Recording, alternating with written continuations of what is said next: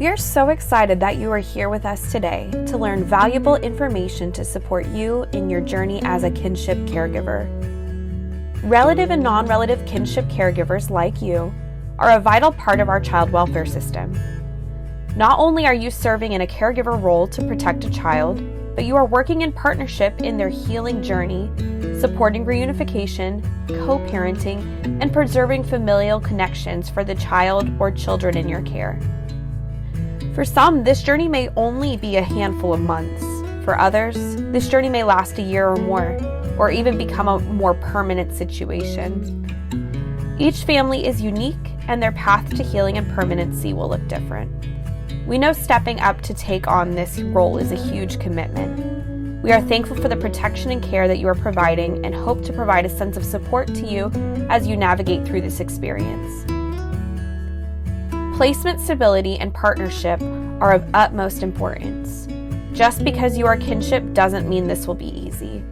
This short training will give you greater understanding of some of the journey ahead to equip and prepare you as best as possible.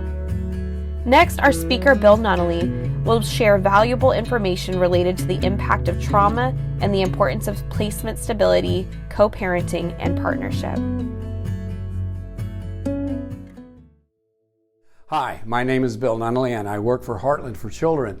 For 9.5 years, I was on the executive team here, and now I'm semi-retired, and I am a consultant and part-time data analyst. I'm a lot of other things. I'm also a father and a grandfather, and all of those things that all of us are more than just one thing. But I'll tell you what else I am. I'm a foster child. I went into the foster system at about 12, popped out at about 17, and the place you see on your screen is the last place I landed. That's the Arthur G. Dozier School for Boys up in Marianna. And you can Google that and find out whatever you want to know about it. But I want to tell you that a lot of the boys that were in there with me probably didn't do as well as I did. Some of them probably went to prison. Some of them may have lost their lives along the way. Who knows? But I'm sure many of their lives were very difficult. So what was the difference in them and me? And I really think the difference for me was when I was very small, I had a caregiver who really took an interest in me and who cared for me and treated me well and loved me and showed me that I was valuable.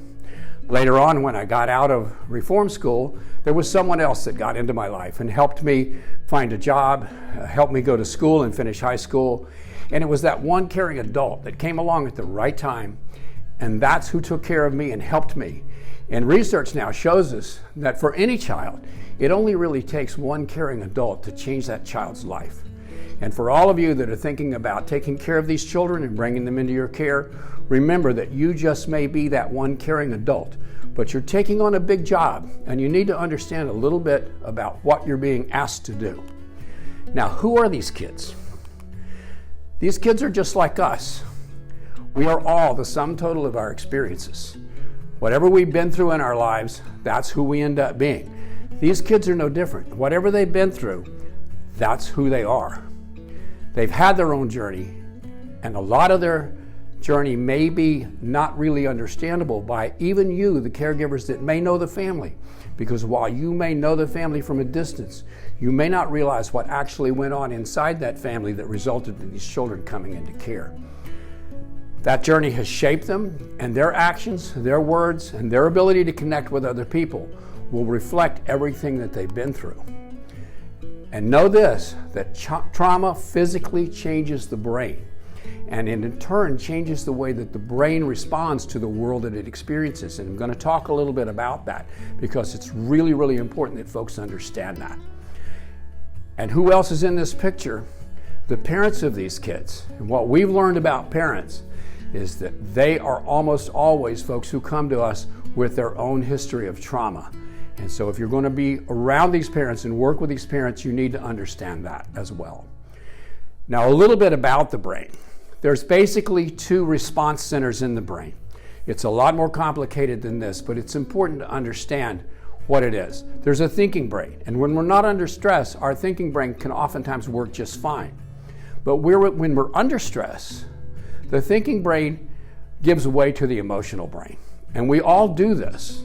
How many times have you snapped at your child, snapped at your spouse, in a moment when you were thinking about something else or involved in something else, and all of a sudden they ask you a question, you turn around, you gave them an inappropriate response, and then had to later go back and apologize.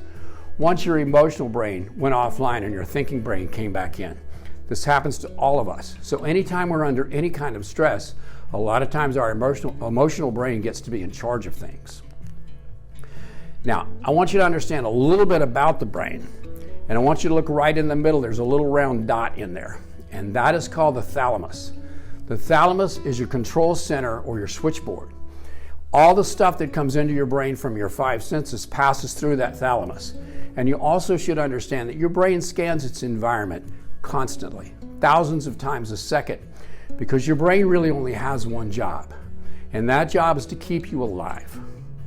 And your brain is constantly looking for danger in the environment, and it passes through the thalamus. And there's another piece of your brain called the amygdala, and this is all right in the middle of your emotional brain. The amygdala is an alarm bell. Whenever you see danger, whenever you think there's danger, or whenever you're under stress, that amygdala is a concentrated bundle of flexible neurons that rises up and stresses out and then relaxes when the danger passes. So it's very important to understand how that works. When that amygdala is excited, we're under stress and our emotional brain takes over. Now, the thing about it is that folks, especially children who have lived through pervasive abuse or neglect, that amygdala tends to stay excited all the time. It doesn't fully relax. And so when the amygdala is excited, a couple of other things happen. The brain covers the frontal lobe with cortisol, takes away the peripheral vision, the social interaction, and all of that. So the thinking brain is basically offline, and the emotional brain is online. And when the emotional brain is online, every response is going to be emotional. And when children go through long periods of stress or trauma, that amygdala can stay in an excited state most of the time. Where most of us live in a relaxed state and we can deal with the world as it comes, oftentimes our children are in a semi-excited state all of the time. So the simplest request from them can oftentimes result in an inappropriate response, throwing things, cursing, whatever they do. It may not be appropriate to the situation, but the simple fact is that their little amygdalas are still fired up. And you need to understand that this is also true of their parents. Their parents have probably been through similar experiences as children, only they've had more decades for this damage to build up in their brain. And that's why a lot of them medicate with drugs and alcohol and other things, because they just can't live with that stress all the time. So it's important to understand that trauma does physically change the brain, and that the trauma results in these behaviors, and to judge these behaviors as either good or bad is not correct. This is a matter of the experiences the children have been through. Now, there are messages that children get when they're born, from the very minute they're born. The healthy messages that children get are this. You have a baby, you take the baby home, the baby cries, you get up, you go and you see about the baby, you give the baby some formula, you talk to the baby, you soothe the baby, and you're teaching that baby something. You're teaching that baby that you're valuable, that you're loved, that you're cared about, and that you're important in this household, and that whenever you're in trouble, someone's going to take care of you. And by the way, the bigger message is about the world. You teach the baby that the world is generally a safe and good place. But there are other messages that kids get. If that baby goes home, and when he or she cries, if they're not picked up, if they're not loved, if they're not cared for, if they're not fed, they get an entirely different message. They get the message that they're not important, that they're not cared for, that they're not particularly loved. And by the way, the world is not a safe place. The world is a place where you just have to survive because no one's going to take care of you. And babies' brains wire those messages in very early. And there are other messages we give children as they get older. When we abuse a child, we teach a child that they're bad. When we neglect a child, we teach a child that they're unworthy. And when we abandon a child, we teach a child that they don't exist and have no value in the world. So many of our children have all of those messages going around in their brain. The world is not a safe place. I'm a bad kid. I'm really not worthy for anybody to take care of me. And by the way, I don't matter anyhow. And those messages are wired into those kids' brains. So It's great to love the kids, it's great to care for the kids, but it's just not enough. It takes more. Now, part of this is learning to work with the other folks that are in the picture here, particularly the birth parents, which oftentimes scares folks away because birth parents can be very scary. And the truth is, this is a grown-up abused child with a brain that's behaving like the brain of an abused child. They've had their own trauma journey, and you have to enter that relationship as a co-parent. Now, you may have had relationships with these parents throughout their lives or throughout your life, but this is a new relationship. This is a joint parenting relationship, and you have to enter that with the other person, understanding something about that person. You're also going to encounter case managers, guardian ad litems, and other folks in the system. It's important also to partner with them as co-parents because there's so much that they can do for you and so much you can do for them. It's really a working relationship. It's not somebody popping into your house to see if your kid has any bruises or cuts, and it's not somebody coming to your house to prepare a report for court. So what is co-parenting? What do we mean by that term? Well, let me tell you how it originated.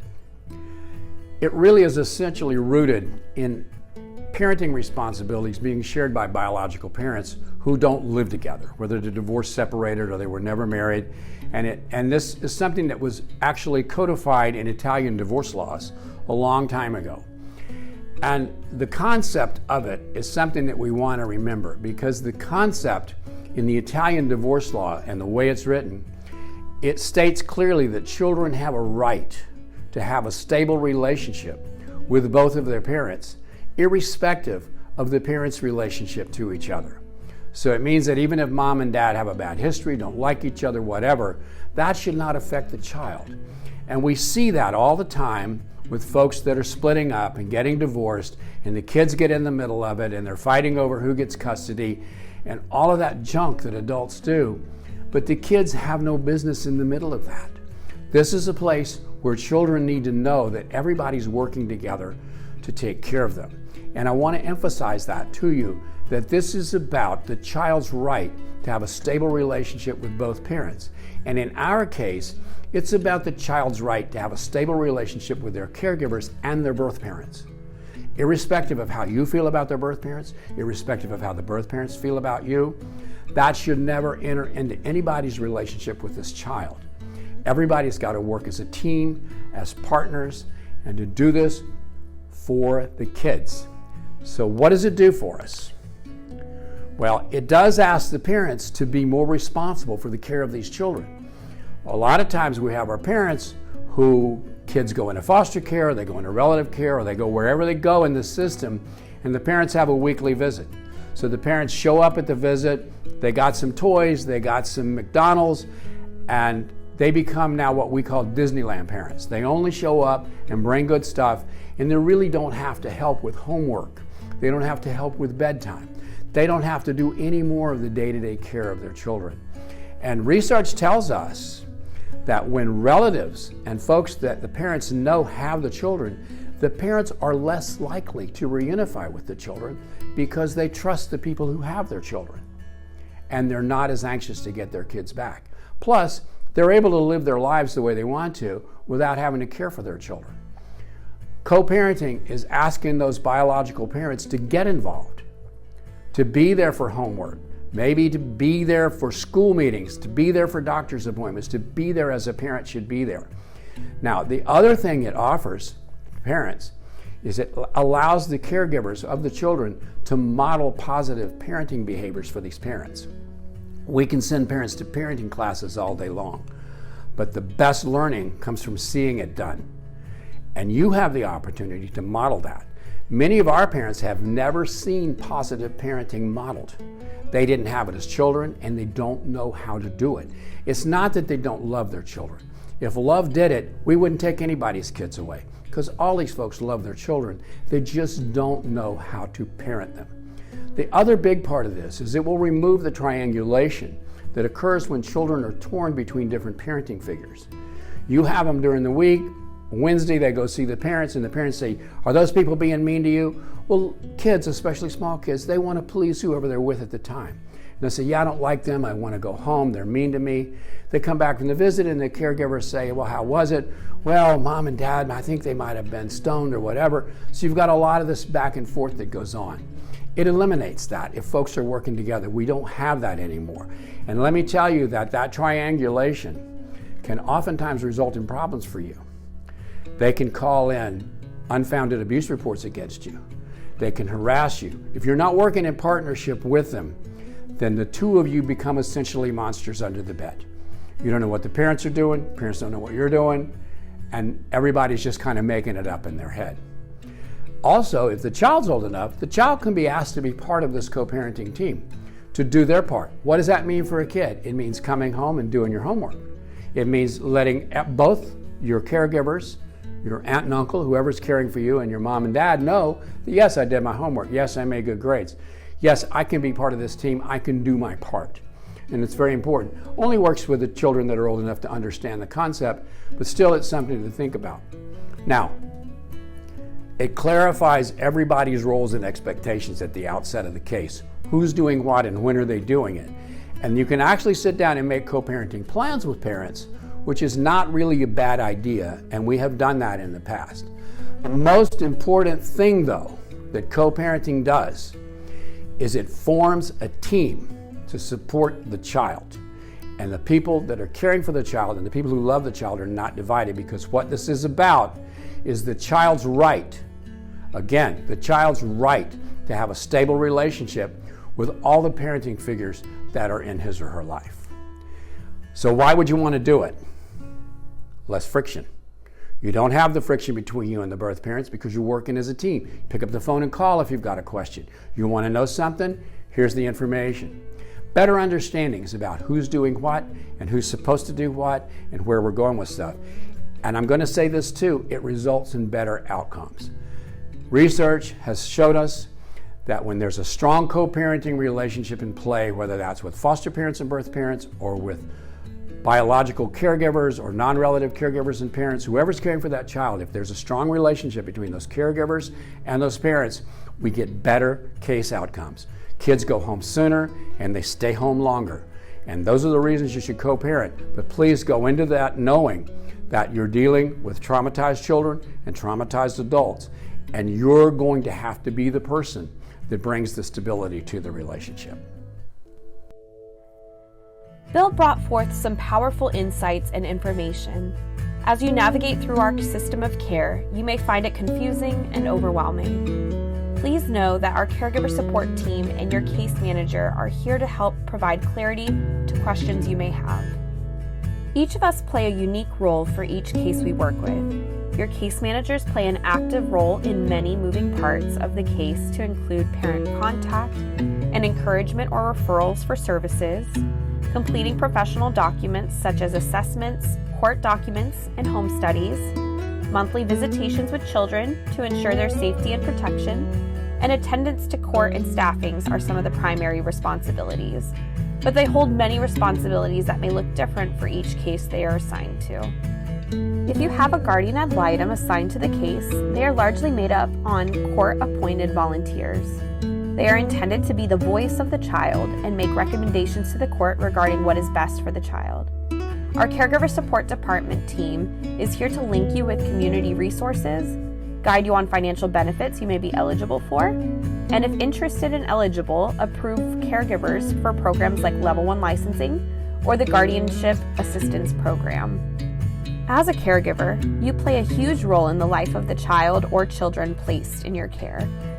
You not only are becoming their guardian and acting in the role of a parent, you are doing so much more. You play a powerful role when working in partnership, co-parenting, and ensuring visitation with siblings, parents, and safe family are completed. We know it is not easy. We encourage you to ask questions, share concerns, ask for help early on, and build your support systems. It may be powerful for you to join a caregiver support group to link with other caregivers going through a similar journey as you. Our next speaker, Olivia Paulson, is going to provide you with helpful insights and usable tools to assist you in being as successful as possible in this important role you've taken on as kinship caregiver. My name is Olivia Paulson, and I am the Trauma-Informed Lead at Heartland for Children, a role that supports caregivers by communicating the importance of acknowledging and addressing childhood trauma. I have also been a non-relative caregiver, and I'm currently an adoptive mom. I want to echo the words that Bill used when he talked about what children of trauma need. Love and care are not enough. When I was giving care to the non-relative teenager in my home, I quickly learned that my feelings of affection for him and the daily care that I was providing him with meals and getting him to school was not all he needed to heal from the many traumas he had and was experiencing. My experience of his bizarre and unpredictable behaviors, his ungrateful and defiant attitudes, resulted in him being returned to care after only 6 months. I felt disoriented and defeated. A few years later, before my adoption placement, I learned, much like you are now, that trauma matters. And under the circumstances that a child has come into your home, you can be certain that they're coming with a history of trauma. A Harvard study in 2005 found that former foster children are almost twice as likely to suffer from PTSD as US war veterans. But there's hope. While early childhood trauma has significant developmental impacts on the brain can heal with the appropriate care, and it will happen. The relational trauma that children have experienced through abuse, neglect, or abandonment not only affects the brain, it affects the whole child. We can cover all the effects by referring to the 5 B's of trauma. Bill already covered 2 of them. The brain affected by trauma is constantly in an excitatory state, constantly scanning for and being alerted by perceived threats, most of which are not actual threats. The belief system affected by trauma circulates the messages, I'm bad, I'm unworthy, I don't exist, and the world is not safe. The body affected by trauma takes in information from the 5 senses, but then disorganizes how they experience that information. Trauma can be easily misdiagnosed as autism or ADHD because of the sensory avoiding or sensory seeking behaviors. The biology affected by trauma has dire consequences for future health and wellness. The ACEs study, Adverse Childhood Experiences, investigated the link between challenging family circumstances in childhood and later health, found that the more of those experiences that a person had, like having an incarcerated parent, experiencing parental divorce, or having a parent with substance abuse, the higher the risk of them developing chronic illness, receiving a mental health diagnosis, developing a substance abuse habit, or even experiencing an early death. The 5th B affected by trauma is the one that gets all the attention, the behavior. We could go on and on about behavior, couldn't we? And by all means, share with a trusted friend or family member how difficult the behaviors are. But keep this in mind. The behaviors only point to the deeper effects of trauma. Just like a flowering plant will show its health by the looks of its petals and leaves, behavior points to the fact that the issues lie at the roots. So these bizarre and challenging behaviors are pointing to something beneath the surface. Those behaviors are symptoms of the brain, beliefs, body, and biology affected by trauma. Let's imagine then that the child that has come to you with a history of relational trauma is like a delicate flower. Like any plant, it needs rich soil, lots of sunshine, and attentive pruning to come into full bloom. The soil for a child to bloom is in the environment in them and around them. Remember, the brain that has experienced trauma is constantly scanning its environment, internally and externally. But the information that their brain is gathering is disorganized, and they're not sure what it means or what to do with it. They not only need your help to meet their physical needs, they need help identifying when they have the needs and how to ask for help to get them met. One rule of thumb is to make a plan to meet their internal physical needs every 1 to 3 hours, depending on where they are developmentally. Every 1 to 3 hours, provide them with a snack and water to make sure that their blood sugar and hydration are kept up. It's important to provide them with a snack and water at any big transition during the day too, like coming home from school, a visit with a parent or a case manager, or going to bed. And throw in some high protein options like peanut butter crackers or a turkey sandwich. That'll help their blood sugar to stay up for longer. Every 1 to 3 hours, provide them with a sensory-rich experience like cooking with you or playing with Play-Doh or clay. They can do something rhythmic like ride a scooter or a bike, or they can jump on a trampoline or swing. Their bodies need a variety of pleasing sensory experiences, kind of like a sensory diet. Every 1 to 3 hours, invite them to do a body scan to tell you what they're feeling, either emotionally or just bodily sensations. You can get ahead of bathroom accidents, serious headaches, and meltdowns when you teach them to be aware of their internal state. Here's some bonus tips. You might already know this, but did you know that sweets are calming? We all know not to go overboard with them, but at key times in the day, a piece of candy might be just what their body needs. Chewing bubble gum is calming too. For a brain constantly scanning their external environment, which is the world around them, remember that they are typically experiencing it as an unsafe place.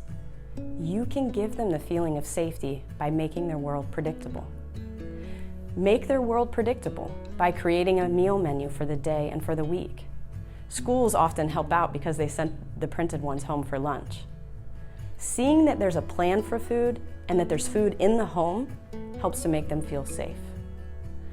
Make their world predictable by making a daily and weekly schedule. That includes visits, appointments, and time set aside for connections that are important to them. Surprises do not feel safe. Also, when possible for that menu and for the schedule, use icons or pictures in addition to words. This is especially helpful for those children that aren't strong readers yet. Finally, make their world predictable by creating daily rituals during those times of transition. Rituals are just routines that are also a time to connect with each other. It can be as simple as a hug and an I love you, as complicated as a super cool handshake. Bedtime routines or rituals could be a story or just sharing your high and low points of the day. But rituals send the message to the child or youth that they belong here. The sunshine that a child needs to bloom is a connection with you and a healthy relationship. The abuse, neglect, or abandonment that a child or youth has experienced was at the hands of those they look to for acceptance and security.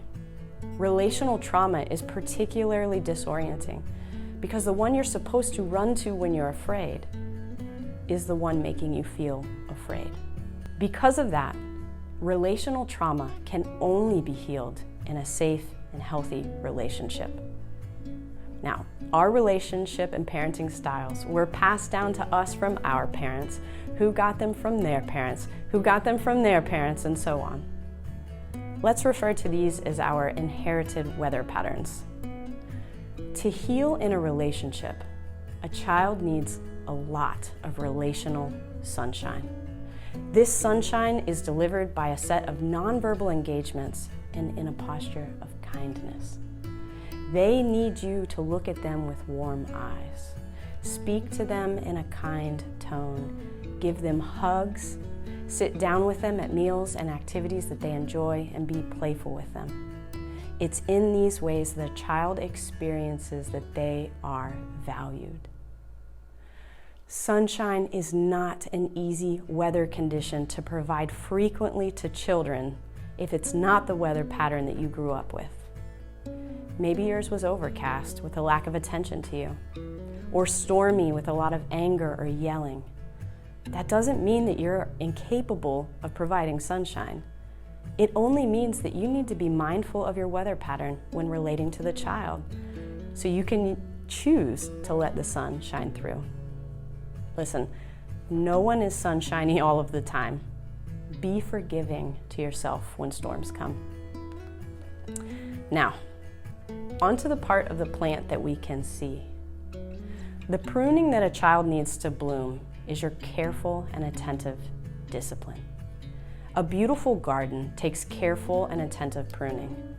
Addressing behavior is much the same. If you want to gently prune it, you must first make sure that their other needs are getting met. The physical needs need to be satisfied. The environment needs to be predictable. The engagement with them needs to be welcoming and kind. With those roots growing deep, it's time to prune. And the most effective way to get that done is to be proactive and set regular times to do it. When it comes to disciplining behavior, we must remember that it's about teaching the right way to do something. And we need to teach before the test of real life. Try setting a time each day or multiple times during the week to teach and practice the appropriate behaviors that you know are healthy and helpful for their future.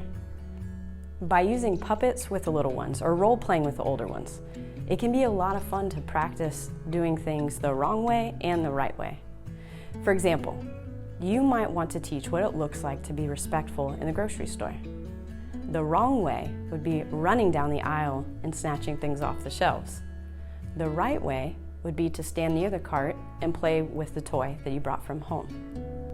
Then give lots of praise for showing respect when kids practice the right way.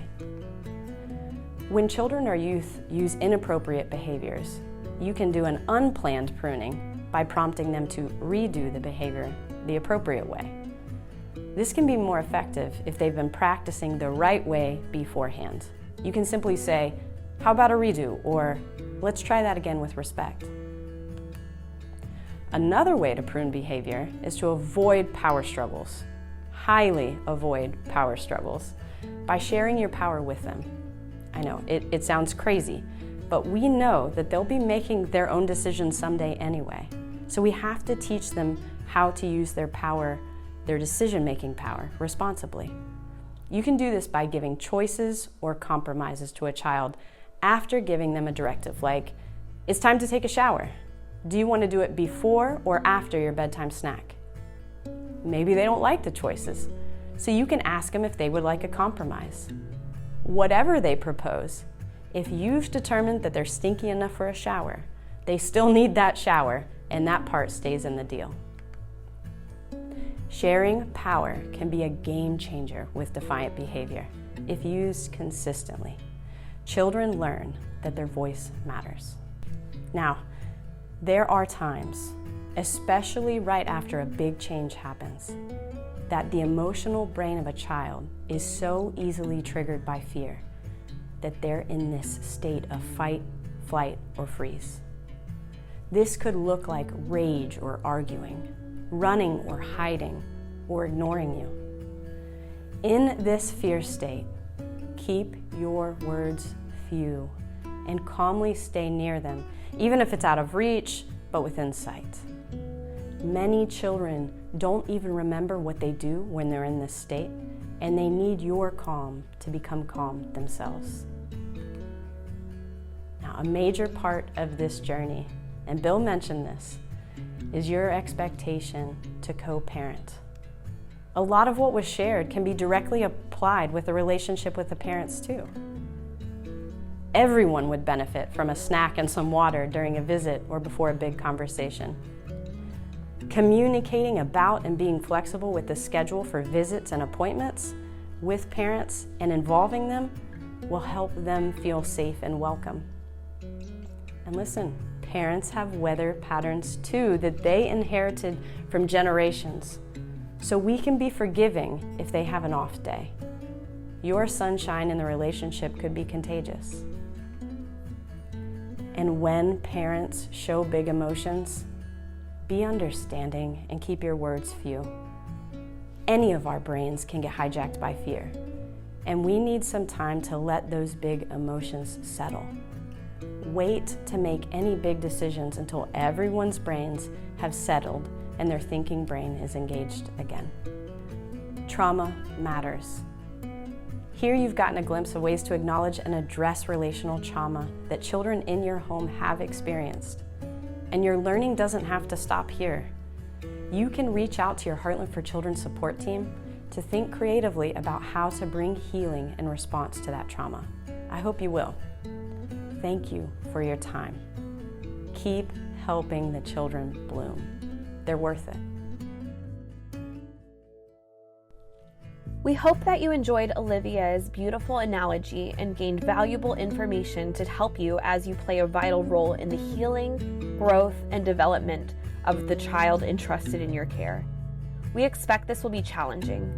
Change and healing is a journey of progress and regression. Be patient and observant of small growth and change. Remembering that even though removed, trauma is still happening. Healing happens in relationship. You may feel a little overloaded with information presented to you today. Take a deep breath, write down anything that stood out to you, and just begin making small steps and changes based on what you have learned. There is an abundance of wonderful trainings and information to continue to expand your knowledge of becoming a connected caregiver and parent. Our caregiver support team would be happy to connect you with more resources and trainings. Thank you for being a huge part in a child's life when they need it the most. As a community-based care agency, we rely on our community and kinship to support children and families during this difficult time. We are all here to work together for the best possible outcome for healing and safety for children and families in our community.